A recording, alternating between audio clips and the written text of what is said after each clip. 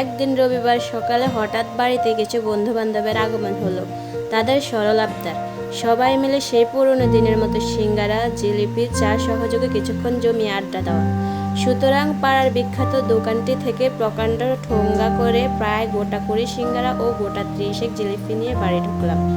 সদ্য ভাজা খাবারের সুগন্ধে তখন চারিদিক সুরভিত। এবার খালি খাওয়ার অপেক্ষা।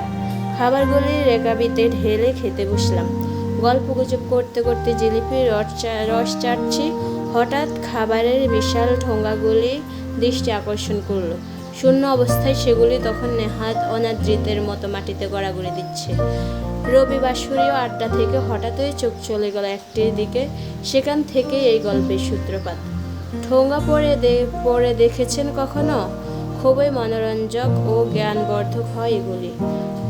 কাঁঠাল বিচি আর আম সহযোগে ইলিশের দমের প্রণালী, আখরোট খোবানি সহযোগে কচু শাক রান্নার পদ্ধতি, স্বামীকে বশ করার 16টি সহজ উপায়, এসবই আমি ঠোঙ্গা